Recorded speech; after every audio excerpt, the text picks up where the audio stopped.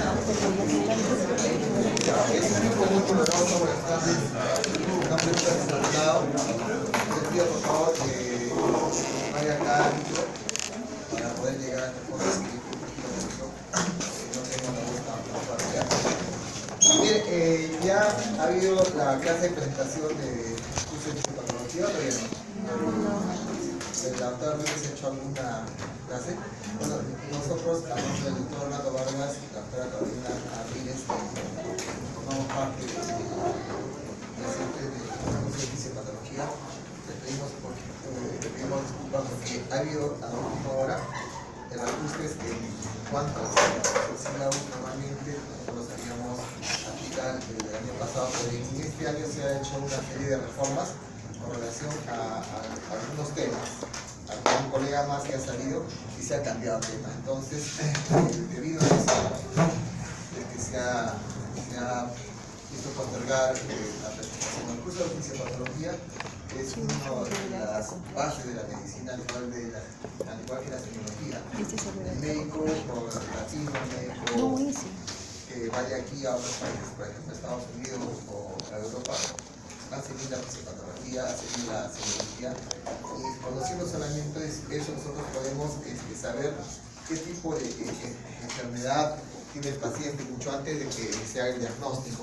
Entonces, si uno va allá, examina el pulmón y ve que hay disminuciones muy vesiculares, irritantes, la base del pulmón, y el médico con la anamnesis hace la neumonía y hace la tomografía o la hace la placa y lógicamente la neumonía. Entonces, allá cuando tú vas a otros hospitales, a otros países, tú entras y los seguros de salud son los que cuando tú vas, por ejemplo, con un dolor abdominal te piden una tomografía de cerebro, tórax, abdomen y pelvis.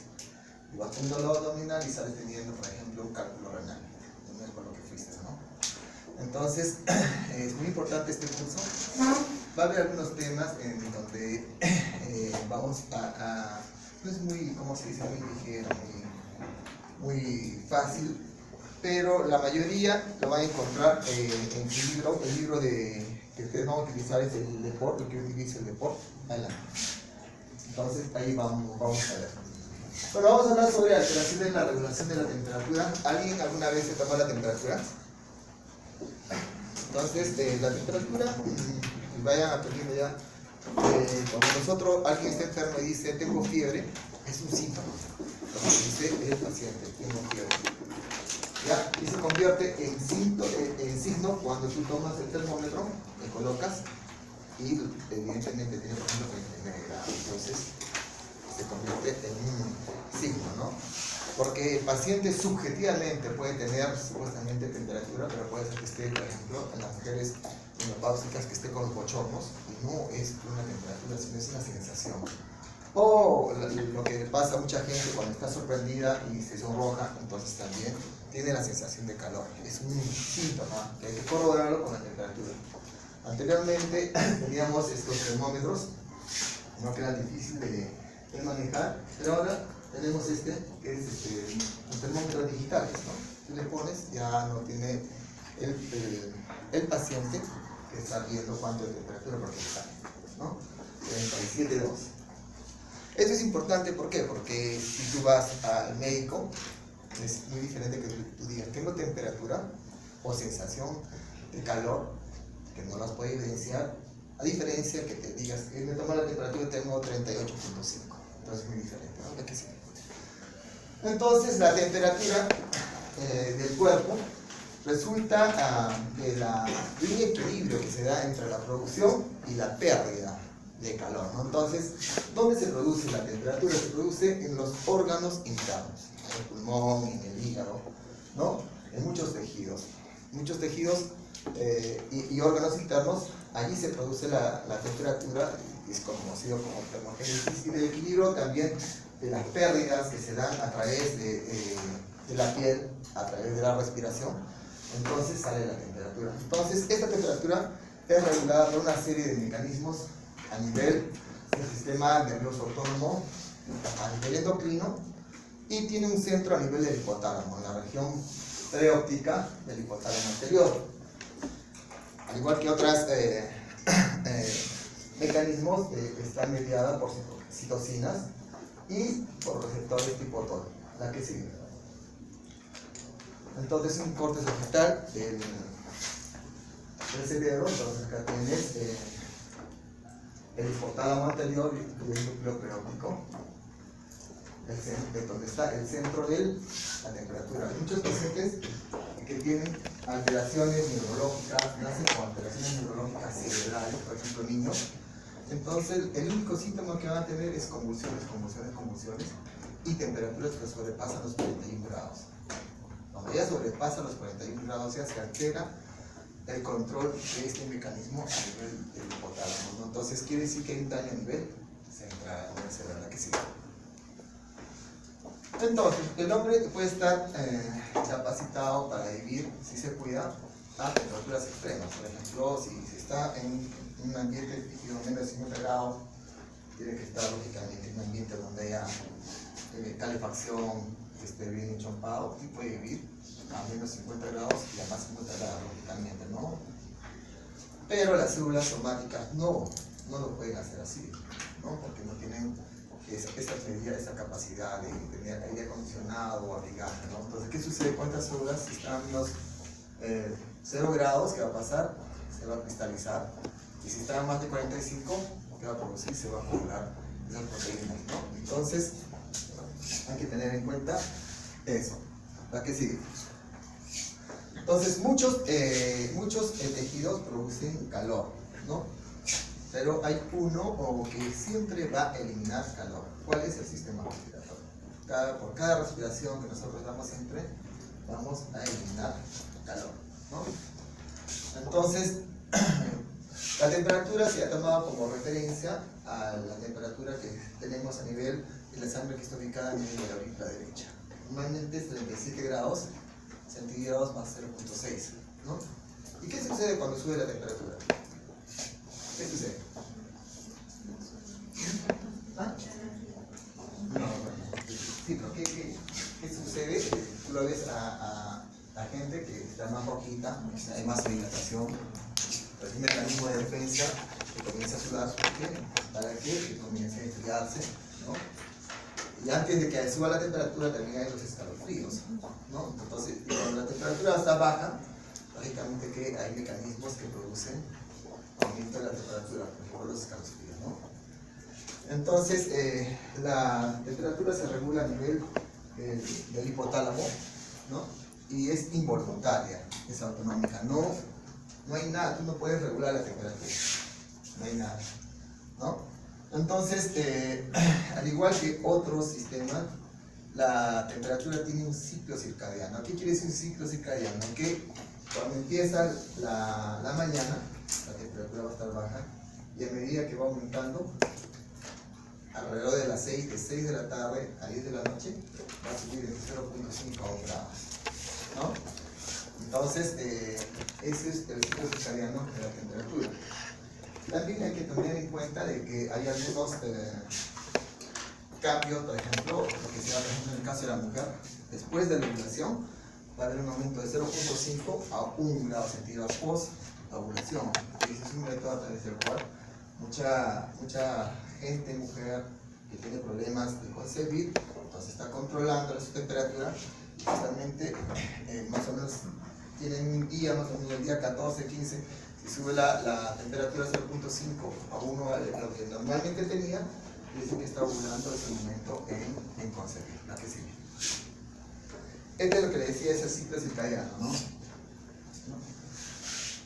A eso de las 6 de la mañana vamos a tener que el paciente va a tener temperaturas bajas entre 36.5 y de 6 a 10 un poco más altas, 37.5 es normal. Lo mismo más o menos también sucede con la presión. La presión arterial se controla y en las madrugadas, pero tiene otro ciclo circadiano. En las madrugadas aumenta la presión antes de despertar, ¿no? Y es por eso la que sigue, es por eso muy importante que algunos pacientes que tienen hipertensión arterial tomen su tratamiento para la presión, porque no es para prevenir, para que tomen las tabletas para el antihipertensivo cuando tengan la presión alta, sino van a evitar esos picos, ¿no? Entonces, nosotros cuando tomamos la temperatura tenemos una temperatura oral, una temperatura rectal y una axilar.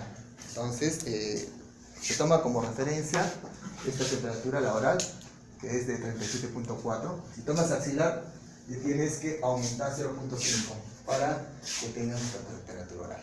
Y si tomas rectal, tienes que disminuir 0.5. ¿De acuerdo? Entonces, se dice que hay fiebre cuando tienes una temperatura mayor de 37.5, hiperpirexia mayor de 41.5 y hipotermia menos de 35. Entonces, aquí hay que tener bien claro lo que les dije hace un momento, que la capacidad, ¿no?, termorreguladora del cuerpo se altera cuando la temperatura está menos de 34 o más de 41. Cuando está así, ya no podemos regular la presión. Antes, la presión digo la temperatura.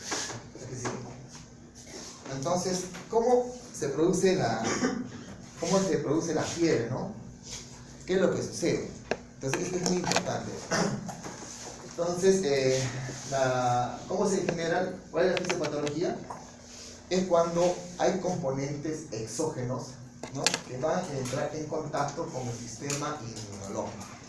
Esos componentes exógenos, que se llaman pirógenos exógenos, son, por ejemplo, compuestos de las capas de la membrana celular, de los bacilos gram negativos, puede ser exotoxinas, por ejemplo, en el caso de este grupo A, o pueden ser cualquier otras toxinas de los gérmenes, ¿no?, que pueden estar produciendo una sepsis, que esté ubicada en cualquier lugar, en la garganta, en el pulmón, en el absceso hepático. Entonces, ¿qué van a hacer? Esos pirógenos exógenos van a ir a la sangre y van a tomar contacto con el sistema inmunológico, ¿no? Y si hablamos de sistema inmunológico, quiere decir que estamos hablando de monocitos, linfocitos, oligonucleares, ¿no?, fibroblastos, y allí, cuando toman ese contacto, se va a producir una serie de sustancias llamadas citoquinas, ¿no?, o pirógenos patógenos.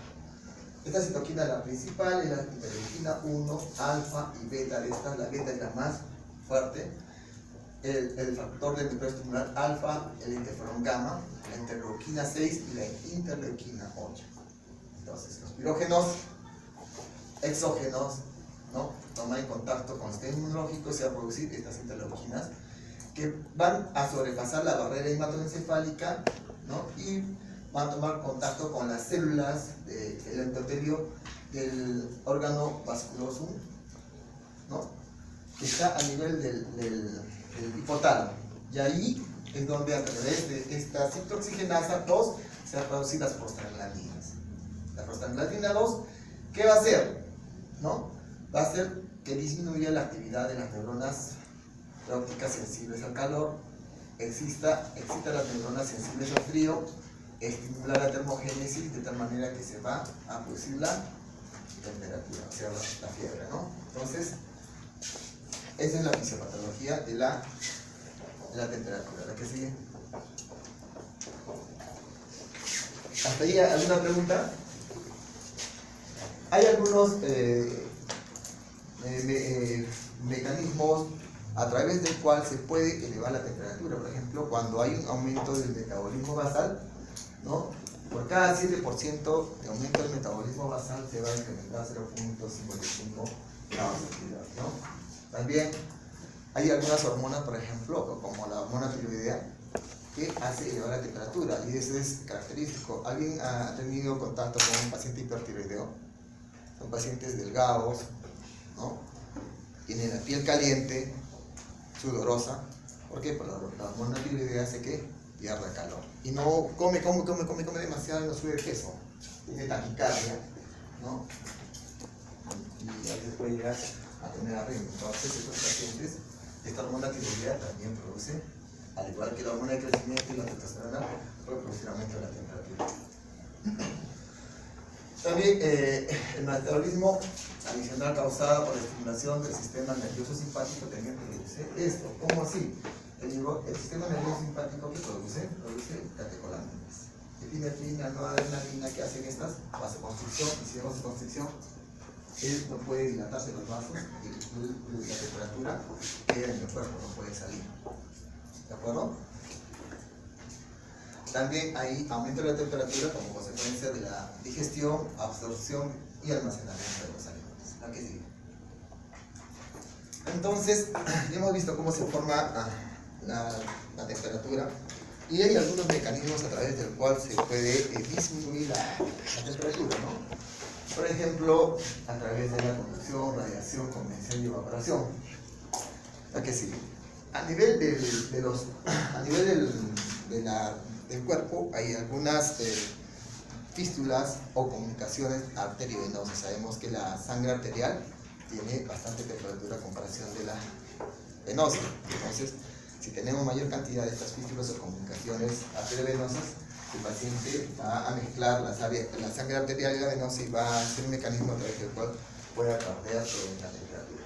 Sin embargo, el mecanismo de pérdida de temperatura a través de la conducción se da como consecuencia de que hay una pérdida de calor cuando hay un contacto de molécula a molécula. O sea, este cuerpo que está aquí en este colchón va a perder la temperatura por conducción, porque este colchón está frío y va a pasar la temperatura del cuerpo caliente a, lógicamente, el colchón frío.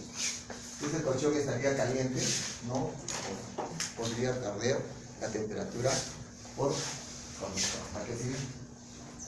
Y ese es el mecanismo a través del cual actúan, por ejemplo, algunas frazadas para que pone a algunos pacientes para bajar la temperatura, ¿no?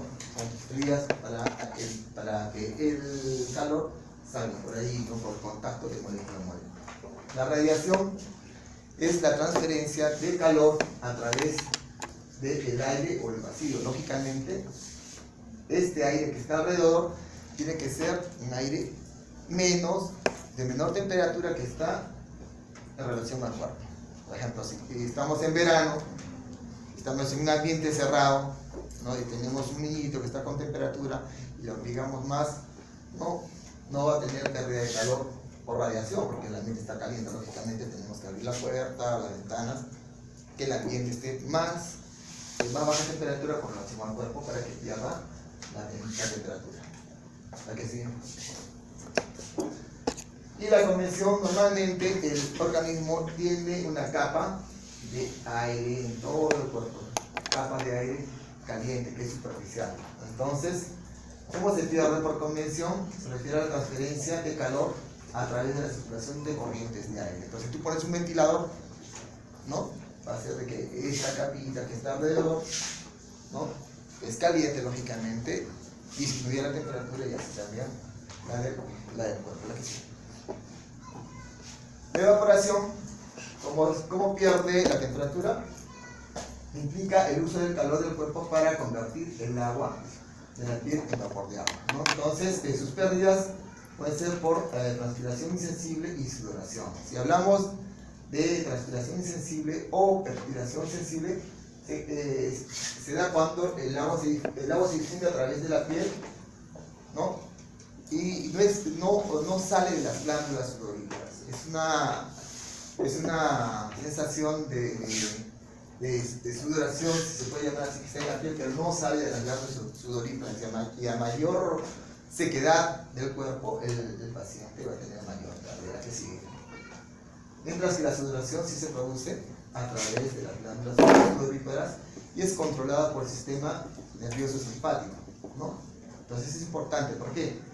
Porque aquí está mediada por esta acetilcolina y tiene un impacto farmacológico, porque algunos utilizan drogas anticolinérgicas, como por ejemplo la cetotropina, que se utiliza para el cólico. Entonces, si tú le das cetotropina a un paciente, es para evitar que el paciente sude, ¿no? Y no va a poder perder ¿cómo se dice? La temperatura. Aquí sí. Ahora, la fiebre o la temperatura tiene una serie de signos y síntomas que nosotros tenemos que tener presente. Cuando un paciente tiene temperatura, no necesariamente tiene una infección. Por ejemplo, la fiebre puede ser signo de bastantes procesos infecciosos, virales, bacterianos, ¿no? La fiebre puede ser signo también de un síndrome de respuesta inflamatoria sistémica. O sea, por ejemplo, un paciente tiene un infarto agudo de miocardio o tiene un accidente cerebrovascular, y tiene temperatura, entonces es un signo de que el paciente tiene un problema de respuesta inflamatoria sistémica, porque para hacer el diagnóstico de síndrome de respuesta inflamatoria sistémica tienen que tener temperatura mayor de 38.5 grados, frecuencia respiratoria mayor de 22, después un hemograma por depositorio mayor de 10.000 o menos de 4.000. Entonces no necesariamente esa temperatura que encuentras es un signo de infección, pero sí la temperatura te dice que probablemente hay una infección. Hay una patología que se llama fiebre de origen oscuro o desconocido, que con solamente temperatura, pero es una temperatura que tiene que estar más de 3 semanas y tener una temperatura de más de 38.2 para que se haga el diagnóstico de fiebre de origen desconocido. Y hay que estudiar un proceso infeccioso, puede ser que sea un absceso que esté ubicado en un órgano profundo, por ejemplo, el hígado, el páncreas, el vaso, a nivel cerebral, no se sabe, o puede ser que esté dañado también a nivel del hipotálamo, ¿no? Entonces, la clínica de la fiebre se caracteriza porque puede haber signos que no son característicos patognomónicos, ¿no? Por ejemplo, dolor de cabeza, malestar general, ¿no? También tenemos que antes de que aparezca la temperatura va a haber escalofríos, ¿no? Entonces va a haber una contracción de todos los músculos, el paciente tinta, va a haber lo que conocen como piel de gallina, y después de esto, en la fase de rubor, ¿no? Va a haber una vasodilatación, que es un mecanismo de defensa del organismo, ¿para qué? Para que elimine la temperatura. Después tenemos la fase de efervescencia, que es el marcado inicio de la sudoración, ¿no? Entonces, acá dice, las manifestaciones de la fiebre son anorexia, mialgia, artralgia, fatiga. No necesariamente, no. Entonces, hay varias formas de fiebre. Por ejemplo, la fiebre intermitente se caracteriza porque va a haber periodos en donde la temperatura está por encima de lo normal y periodos que está debajo de lo normal. Entonces acá tú tienes en la gráfica de historia clínica vas a tener una raya que es la temperatura normal, que está por encima y lo que está por debajo. Entonces la fiebre intermitente, ¿no? Y lo que está por encima y otros por debajo, la que sigue. Tenemos la remitente en donde va a haber altibajos, pero nunca va a llegar a lo normal. ¿De acuerdo? Nunca va a llegar a lo normal. La que sigue, la sostenida siempre está con temperaturas altas, ¿no? Entonces, después la que sigue. Y esta es recurrente porque se caracteriza por tener 3 o 4 días de fiebre. 3 o 4 días de fiebre. Pues entre 3 o 4 días de fiebre. Y sucesivamente, ¿no? Avancemos. Ahora, vamos a hablar ahora sobre algunas patologías que ustedes ya la conocen. Por ejemplo, ¿quién no recibe un calambre cuando hace ejercicio? ¿Alguien hace ejercicio o juega fútbol o tanto un calambre? Las señoritas que ahora que van al gimnasio se exceden, entonces se produce ¿por qué? Porque hay depresión de agua y sal, ¿no? Y solamente toman agua. Entonces tienen que tener también electrolitos. ¿Estamos de acuerdo? O sea, cuando hacen ejercicios exagerados, ¿no? Entonces hay que tener que sí. Agotamiento por calor también, ¿no? Está relacionada con pérdida gradual de agua y sal luego de un esfuerzo prolongado, ¿no? Los síntomas dicen náuseas, fatiga, sed, oliguria, ¿qué es oliguria? Disminución del volumen de la orina, vértigo, finalmente delirio. Entonces el paciente va a tener hiperventilación, ¿no? Que se da por el calor y el agotamiento. Esto puede contribuir también a los calambres, ¿no? La piel lógicamente está húmeda, la temperatura mayor de 37.8 grados centígrados, pero siempre tiene que ser menos de 40. ¿Y qué sucede con la frecuencia cardíaca cuando no tiene temperatura? Se eleva. ¿Cuánto es la frecuencia cardíaca normal la que sigue? De 60 a 90. Tenemos otra patología que es el golpe de calor, que es una insuficiencia grave de los mecanismos termorreguladores, ¿no? Se produce, ¿no?, una excesiva elevación de la temperatura, es decir, más de 40, pero aquí es muy importante en ausencia de sudoración y pérdida de la conciencia. O sea, normalmente cuando uno tiene temperatura alta, ¿qué es lo que sucede? El mecanismo de defensa, pues se pone rojito y comienza a sudar, ¿no? Entonces acaba de tener 40 grados, que es demasiado, y el paciente no va a sudar, ¿no? Y se va a acompañar esta temperatura de compromiso de conciencia. No tiene nada que ver, ¿no?, con la conciencia, con el sensor de la temperatura, pero se va a acompañar. ¿En quiénes es frecuente este golpe de calor? En pacientes que tienen enfermedades crónicas muy importantes, como por ejemplo la diabetes mellitus, ¿no?, el alcoholismo, enfermedad cardíaca, renal y alteraciones psiquiátricas. ¿En quiénes también es frecuente este golpe de calor? En aquellos pacientes que utilizan, por ejemplo, anticolinérgicos, beta bloqueantes que se utilizan en pacientes que tienen hipertensión arterial, aquellos pacientes que toman atenolol, propranolol, ¿no?, antidepresivos tricíclicos, antipitirina, ¿no? Entonces, estos que van a impedir la vasodilatación y sudoración. Es por eso que tienen que tener bien en cuenta cuando lo que están haciendo va a ser farmacología, ¿no? Porque acá tienes que saber, ¿no? Por ejemplo, un paciente que use beta bloqueante, ¿no?, beta bloqueante, baja la presión cardíaca disminuyendo la frecuencia cardíaca, ¿no? Baja la presión arterial, perdón, disminuyendo la frecuencia cardíaca. Entonces, este paciente, si está, por ejemplo, deshidratado, cuando está deshidratado va a subir la frecuencia cardíaca, no va a subir la frecuencia cardíaca porque está beta bloqueado. Este paciente también, que tiene calor, que tiene temperatura, no le va a subir la frecuencia cardíaca, ¿por qué? Está beta bloqueado. ¿De acuerdo? Entonces, en esta patología de golpe de calor, es el resultado directo, ¿no?, del calor sobre las células somáticas y de la liberación de citoquinas que producen disfunción multiorgánica, encefalopatía, rhabdomiolisis, que es la lesión de los músculos, e insuficiencia renal aguda. ¿Qué sigue?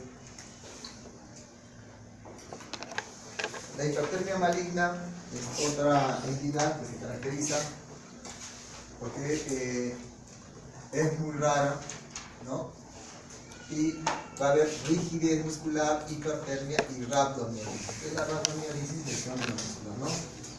Y se caracteriza porque también es precipitada cuando el paciente es sometido a estos anestésicos halogenados, ¿no?, inhalados, alotano, isoflurano, eflurano, con relajantes musculares despolarizantes como la succinilcolina y el decametón, ¿no? Entonces, nosotros, ustedes, ¿alguien sabe si es alérgico, por decir, a estos anestésicos halogenados? Nadie, a no ser que te hayas hecho una cirugía y te hayan puesto, ¿no? Entonces, a pesar que te hacen el riesgo cardiovascular, ¿no?, entras a hacer operaciones, te colocan este alotano y puede ser esta hipertermia maligna que te puede producir la muerte, y a veces no es culpa del médico, porque se ha hecho todos los exámenes y protocolos habidos y por haber, ¿no? Lamentablemente, idiosincráticamente tú eres alérgico o te produce esta patología, ¿no? Entonces, también en algunos pacientes se ha dado como consecuencia de que hay una alteración cromosómica a nivel de este cromosoma 19 que se caracteriza porque se hereda de forma autonómica dominante. La clínica: elevación extrema de la temperatura, rigidez muscular, taquicardia, hipotensión, acidosis láctica, elevación de la CPK. Entonces, cuando hay rhabdomiolisis, tiene que haber CPK elevada. Cuando hay rhabdomiolisis, se están estabilizando las células musculares, también va a haber potasio elevado, ¿no? Ovulación intravascular diseminada, alteración del ritmo cardíaco que puede producir la que sí.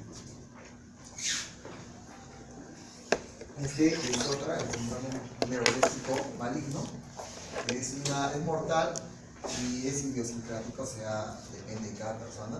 Se caracteriza por una disfunción autonómica, rigidez muscular, hipertermia, alteración de la conciencia asociada a tratamiento con neurolépticos.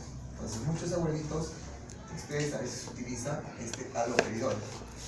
El abuelito tiene su Alzheimer, ¿no?, o tiene su demencia senil, o tiene su infarto, está hiperactivo en la casa y todos vamos a pasar por eso. Entonces, ¿qué le dan? Al periodo a partir de tranquilo. Entonces, puede ser un fármaco que puede producir este síndrome neurológico maligno. También hay que utilizar antidepresivos físicos, ¿no? Y también cuando se le suspende, dice, justamente el tratamiento antiparkinsoniano. ¿A qué sigue? La causa no se conoce, no se sabe. Dice que probablemente esté causado por un bloqueo dopaminérgico a nivel cerebral. Cuando se dice central, a nivel cerebral, ¿no? Que va a producir rigidez y contractura muscular persistente por la afectación del núcleo estriado, alteraciones de la termorregulación, afectación del hipotálamo, ¿no? Probablemente existe además, dice, una hiperactividad del sistema nervioso simpático. Y cuando hablamos de hiperactividad del sistema nervioso simpático, hablamos de la secreción de catecolaminas. ¿Cuáles son las catecolaminas? Noradrenalina, ¿no? Aquí sí. Entonces, estos son unos neurolépticos para que usted tenga conocimiento de la tranquilidad, que se utiliza la proclamación. Vamos, avanzamos. Ya. Ahora hablemos un poquito de hipotermia. Entonces, si hay hipertermia, fiebre, hipotermia se define cuando el paciente tiene una temperatura, ¿no?, que está por debajo de 35 grados. Es un problema grave cuando hay hipotermia y hay que solucionarlo lo más rápido posible. A veces ustedes han visto en documentales donde se encontraban pacientes que han estado con temperaturas muy bajas, como decía, de por debajo de 20 grados centígrados y por periodos prolongados en esa historia y se han recuperado, ¿no? Pero a veces hay otros que no se recuperan. Entonces, se clasifica la hipotermia de acuerdo a la rapidez con que se pierde el calor o al nivel de la temperatura. Entonces, si hay una temperatura, por ejemplo, que va de 35 a 32, se cataloga como hipotermia leve, de 32 a 28, moderada, menos de 18, larga. Y si hablamos de acuerdo a cómo se pierde el calor, aguda, subaguda y gradual, aguda, cuando se pierde el calor es menos de una hora, subaguda cuando se en varias horas y gradual en varios días. ¿A qué sigue? Entonces, esto para que ustedes tengan más o menos conocimiento, ¿qué es lo que sucede clínicamente cuando un paciente tiene, por ejemplo, una hipotermia leve? Por de los fríos, vasoconstricción peroneal, de aumento de la presión arterial y aumento de la frecuencia cardíaca. A diferencia que el paciente tiene hipotermia, que va a haber de presión arterial, disminución de la presión y descenso de la frecuencia cardíaca. Y cuando el paciente tiene ya una hipotermia grave, coma profundo, presión arterial indetectable, bradicardia, fibrilación ventricular. Cuando el paciente tiene fibrilación ventricular, es un paso a que el paciente esté cerca de ser un paro cardíaco, ¿no? Y esto ustedes van a ver ya, cuando entren a la clínica, en el electrocardiograma, si van a ver los monitores, se ve rápido la fibrilación ventricular, entonces este paciente hay que decirle al toque, está preparado para hacer un carro que sí. ¿Hasta ahí alguna pregunta? Entonces recuerden, ¿no? ¿Cuál es la fisiopatología de la fiebre? Hay varias. Un paciente que tenga fiebre puede ser que tenga dañado a nivel cerebral el hipotálamo, el centro de la temperatura, el daño ahí, ¿no? O que pueda ser que tenga un proceso infeccioso en donde los exógenos toman contacto con el sistema inmunológico y se producen las citocinas, que son unas sustancias inflamatorias que van a actuar a nivel del hipotálamo, ¿de acuerdo? Que van a producir y que se eleve la temperatura. Bueno, vamos a hablar ahora sobre estrés y adaptación. ¿Alguien ha estado sometido a estrés? ¿Sí o no? ¿Se recuerdan cuando dieron su primer examen para postular a la universidad? Estrés, porque se exponían a algo nuevo. No sabían qué es lo que iba a pasar. Los que dieron segundo examen, los que dieron tercer examen ya más calmados, porque ya tenían un antecedente, ¿no? Entonces el estrés es una de las patologías actuales porque se ha globalizado tanto, ¿no? Que mucha gente cumple muchas actividades y está como un peñiquito, ¿no? No sabe qué hacer. Entonces, Para hablar sobre esto tenemos que conocer siempre el medio interno. ¿Qué es el medio interno? ¿Qué es nuestro medio interno? ¿Cuál es tu medio interno? Es lo que tú tienes, ¿no? De las características que tiene, por ejemplo, tu pH, de tu saliva, el pH, por ejemplo, de tu boca, ¿no? Los gérmenes que hay a nivel de las cavidades orales, intestino, ¿no? Es muy importante saber el medio interno, porque es el que va a estar en contacto con el medio externo. ¿Sí? Entonces, cuando tenemos y conocemos nuestro medio interno, este medio interno tiene que estar siempre en equilibrio. En equilibrio, o lo que quiere decir homeostasis. ¿Ya? Lo mismo. Entonces, este ambiente interno debe estar siempre en equilibrio. Y para que esté en equilibrio, se ha tomado, como se ha tomado, que tiene que haber una experiencia antigua. Eso se dice que hay una retroalimentación antigua. La adaptación fisiológica y psicológica implica la capacidad para mantener constante el medio interno, o sea, tiene que estar siempre en equilibrio, ¿no? ¿A qué sigue? Entonces, cuando una persona está sometida al estrés, va a tener bastantes fases, ¿no? Pero el estrés, hay que recordar que puede producir enfermedades. ¿Qué enfermedad puede producir estrés? ¿Ah? ¿Qué enfermedad puede producir estrés? La tensión arterial puede desencadenar psoriasis. Hay mucha gente que dice ha tenido un evento, le dieron la noticia grave de un paciente, de un familiar que se murió y desencadenó la diabetes. Entonces sí puede desencadenar enfermedades, puede agravar algunas enfermedades, incluso la psoriasis. ¿Es que es la psoriasis? Sí. A ver. Es una enfermedad de la piel que va a empezar a descamarse lo que son las células. Claro, a nivel de los codos, a nivel de las uniones, de las articulaciones, en las rodillas.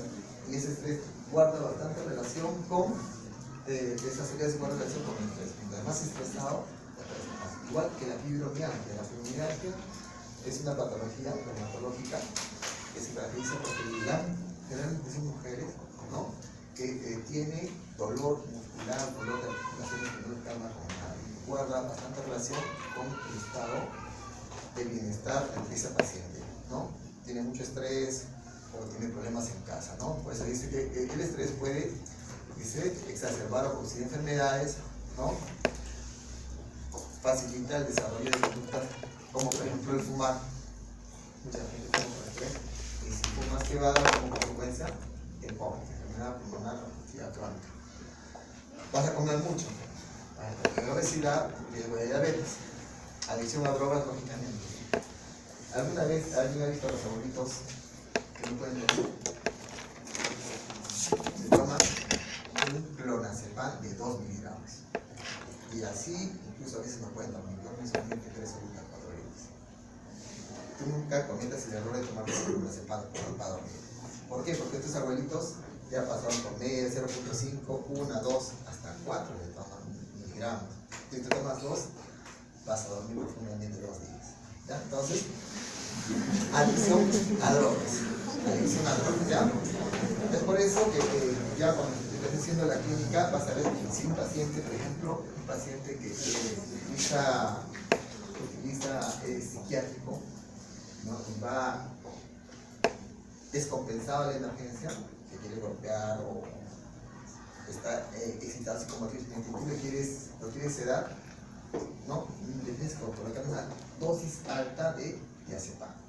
Con 10 miligramos, que es una ampollita, no es sana, es 3 ampollitas. Si el paciente recién se dan y corres el riesgo de que haya depresión respiratoria y el paciente se muera, corres el riesgo. Entonces, crea esa adicción. Entonces, cuando estamos hablando de estrés, hay una respuesta a este estado que cursamos, y hay una fase de alarma, fase de resistencia y de agotamiento. La alarma, lógicamente, hay estimulación del sistema nervioso simpático, que va a producir las catecolaminas, ¿no? Excitación del eje hipotálamo y hipófisis adrenal, ¿no? Que va a hacer que se secrete cortisol para una fase de resistencia en donde el cuerpo selecciona el medio de defensa más eficaz y económico. Cuando una persona esté de estrés, toda la sangre va ¿a dónde? Al cerebro. Y la glucosa también, porque ¿de qué se alimenta el cerebro? Dos cosas. Oxígeno, glucosa. Entonces, ahí decide, por ejemplo, tú estás en la calle, ¿no? Y te encuentras con un chorro, que es grande, ¿qué haces? Tu organismo agarra y de frente va a elegir la mejor, lo que vas a hacer mejor. Si tú sabes karate o judo, puedes decir, con un golpe que le doy a él, y plum, a este chorro lo bajo y te enfrento. Pero si no sabes nada, ¿qué haces? Corres, ¿no es cierto? Entonces, el organismo rápidamente busca esta elección. Lo otro es la fase de agotamiento, lógicamente, cuando estás sometido a estrés, ¿qué pasa? Pues, ¿no? Va al ciclo de desgaste, daño, ¿no? La persona, ¿verdad que sí? Entonces, cuando estamos en estrés, no sabemos lo que pasa, ¿no? Tú ves, por ejemplo, nosotros vemos a los alumnos cuando van al examen, están un poco nerviosos, cuando están haciendo el examen teórico práctico, tú les ves las manos calientes, están sudorosos, no pueden hablar.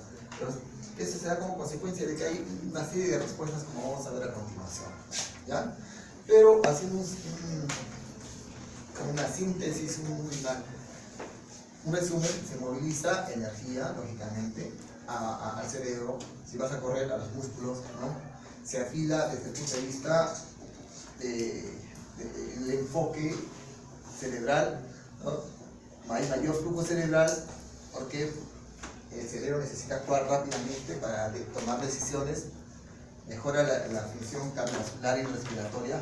¿Por qué? Porque él tiene que defenderse y a veces la huida es lo mejor. Redistribuye, dice, el flujo sanguíneo del cerebro al cerebro y a los músculos, ¿no? Y modula la respuesta inmune. ¿La que sigue? ¿Y todo esto para qué? Para que el paciente sobreviva. Entonces, cuando un paciente está sometido al estrés, ¿qué va a suceder? Por ejemplo, a nivel de la médula adrenal se van a producir las catecolaminas. ¿Qué van a hacer las catecolaminas? ¿Qué hacen las catecolaminas? Producen vasoconstricción, ¿no? Vasoconstricción a nivel de todos los vasos. La sangre va a derivarse de donde hacia cuando está en estrés, al cerebro, para que se más rápido. Pero también, ¿qué va a suceder? Va a disminuir la liberación de insulina. ¿Qué hace la insulina? Mete la glucosa en las células. Pero como estamos en estrés, nosotros necesitamos glucosa en el torrente sanguíneo para ser utilizada, ya sea por los músculos para correr o para el cerebro para pensar, ¿no? ¿Qué también sucede? Va a hacer que se libere el glucagón. El glucagón hace que también que la glucosa esté con mayor concentración en la sangre, ¿no? Hace que se produzca la gluconeogénesis, los lípidos se convierten en glucosa, las proteínas se convierten en glucosa. ¿Por qué necesitamos glucosa? Es lo que hace, ¿no? Esta liberación de la catecolamina. Después tenemos que a nivel del hipotálamo se produce esta hormona liberadora de adrenocorticotrofina, ¿no? Y esta adrenocorticotrofina va a estimular ¿dónde? A la glándula adrenal para que se produzcan los glucocorticoides. Y los glucocorticoides, ¿qué van a hacer? Van a potenciar también el efecto que tienen las catecolaminas. Se van a hacer que igualmente, ¿no? Disminuya la liberación de insulina, aumenta la de glucagón, para que se produzca más glucosa. ¿Qué va a suceder también? Va a haber cambios, por ejemplo, a nivel de la corteza adrenal. Ahí se va a producir, por ejemplo, la aldosterona. ¿Cuál es la función de la aldosterona por fisiología? No. ¿Qué hace? Si se absorbe sodio, vas a jalar agua. Y si jalas agua, vas a tener buen flujo sanguíneo listo para que sea utilizado por los músculos esqueléticos y vasodiláticos. Igual también, ¿no? Si se secreta a nivel del hipotálamo posterior, la hormona antidiurética, o vasopresina, hace también igual Entonces, el estrés es un estado de síntomas que surgen de la activación coordinada del sistema neuroendocrino e inmunológico. Y algunos autores lo llaman como síndrome de adaptación. La capacidad de adaptación está influida, dice, por el aprendizaje anteriorlógicamente. Todo lo que hemos visto anteriormente va a ayudar. La reserva fisiológica va a depender del tiempo, va a depender si tenemos o no tenemos alguna alteración genética, va a depender de la edad, del estado de salud, de la nutrición y algunos factores psicosociales, como vamos a ver a continuación. Aquí sigue. Entonces, para adaptarnos, dice, todo ser vivo tiene la capacidad de adaptarse a lo mismo. Todos nos adaptamos. ¿Ustedes se han adaptado o no? Era muy difícil. Yo me recuerdo cuando terminé el colegio y empecé a medicina, y fui al examen de biología celular en un libro de 200 páginas. Entonces, nos daba el segundo examen también, otro de 200 páginas. Entonces, de estudiar cuadernos, pasabas a estudiar libros. Al principio te choca, pero ¿qué hace? Luego te adaptas, ¿no? Entonces los seres humanos, debido a su sistema nervioso central e intelecto altamente desarrollado, suelen tener mecanismos alternativos para adaptación y tienen la capacidad de controlar muchos aspectos de su medio ambiente. Lógico, ¿no? Es que sí. Ahora, dice, los medios utilizados para lograr este equilibrio entre el estrés y la adaptación se llaman estrategias o se llaman mecanismos de afrontamiento, ¿no? Son respuestas del comportamiento que utilizan para manejar amenazas, la capacidad del sistema del cuerpo para aumentar la función, dada la necesidad de adaptarse, es conocida como reserva fisiológica. ¿Verdad que sí? Entonces, decíamos que para adaptarse necesitamos, hay muchos factores, por ejemplo, el tiempo, ¿no? No es lo mismo sangrar 1 litro o 2 litros en 1 hora que sangrar 1 o 2 litros en 20 días. ¿Por qué? Porque, por ejemplo, el paciente que tiene un accidente de tránsito y está sangra 2 litros en 1 hora, se choca el paciente, no tiene dificultad para respirar. Es muy diferente la adaptación a otro paciente que tenga, por ejemplo, una alteración, una deficiencia de ácido fólico o la vitamina B12, donde la hemoglobina